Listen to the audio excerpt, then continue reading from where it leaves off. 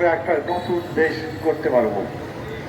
আন্দোলনের মধ্যে থেকে, রক্তদানের মধ্যে থেকে স্লোগানটা ছিল নতুন বাংলাদেশ চাই।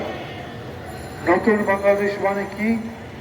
অতীতে যা জরাজীর্ণ, যা গণবিরোধী, যা কষ্টদায়ক, যা ঘৃণার, যা আমাদের বঞ্চনার কথা বলে, সেগুলো বদলে এরকম একটা দেশ, শামসুর রহমানের কবিতার মতো, ফুলের বাগানের মতো, যেখানে বাস করে শান্তি পাবেন, বুক ভরে শ্বাস নিতে পারবেন।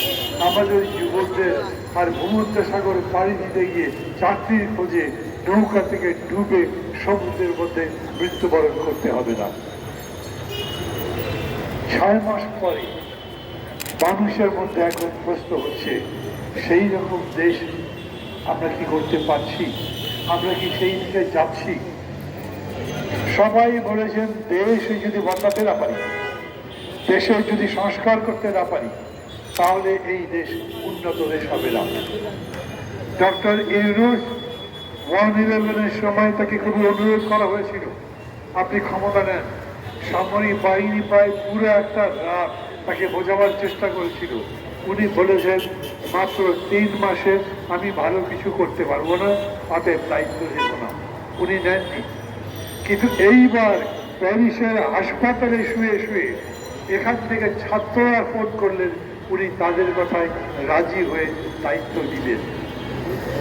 সবাই আশা করেছেন তিনি সংস্কার করবেন, দেশটা বদলাবেন। এবং আমরা বলি, আমরা যে যাই হই, যত বড় কিংবা ছোট নেতা হই, যত বড় কিংবা ছোট দল হোক, আমরা দেশের পরিবর্তনের লক্ষ্যে, দেশের ভালোর লক্ষ্যে অকাতরে অকুণ্ঠে বলেছি, আমরা তাকে সমর্থন করছি। কিন্তু এই 6 মাসে জনগণের জীবনযাপনের কোনো পরিবর্তন নেই। এত বড় মানুষ যিনি শান্তিতে নোবেল পেয়েছেন, যিনি অর্থনীতিতে অসাধ্য সাধন করেছেন, যার জন্য জনগণের মধ্যে, জনগণের জীবনে সত্য প্রতিষ্ঠিত হয়েছে বলে সারা পৃথিবী স্বীকৃতি দিয়েছে, তিনি বাংলাদেশের মানুষের জীবনে শান্তি আনতে পারেননি। জিনিসের দাম বেড়েছে, নতুন করে চাকরির ব্যবস্থা হয়নি, খুন, জখম, রাহাজানি, লুটপাট, ডাকাতি, দস্যুতা বেড়েছে। আর আপনারা তো জানেন, আজকে এই যে সভা অনুষ্ঠান করা হচ্ছে, সেটা হচ্ছে তৌহিদকে, একটা ভালো মানুষকে, ভালো ছেলেকে, এলাকার যাকে জিজ্ঞেস করবে। আমি পত্রিকার মধ্যে পড়লাম, সব পত্রিকায় লিখেছে তিনি একজন ভালো মানুষ ছিলেন। তাকে তারই সরকারের যৌথ বাহিনী ধরে নিয়ে নির্যাতন করে হত্যা করেছে। আমি কি দেশ চাইলাম আর কি পেলাম? আমি কি দেশ চাইলাম, তৌহিদ কি দেশ চাইল আর কি পেল, তার পরিবার কি পেল? এই প্রশ্ন তো করবার সময় হয়েছে। 6 মাস গেছে, সংস্কার কিছু হয়েছে এখন পর্যন্ত? কোনো জায়গাতে, অফিস আদালতে, যেখানে যান, প্রশাসনে, অন্য কোনো ক্ষেত্রে গুণগত কোনো পরিবর্তন হয়েছে? অফিস আদালতে ঘুষ দুর্নীতি বন্ধ হয়েছে?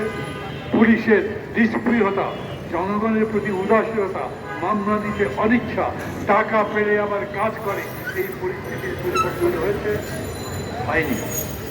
আমি বলছি না 6 মাসে সব বদলে দেওয়া যায়, কিন্তু আমি বলবো 6 মাসে বদলাবার একটা সূত্র তো দেখতে পারবো, একটা লক্ষণ তো দেখতে পারবো।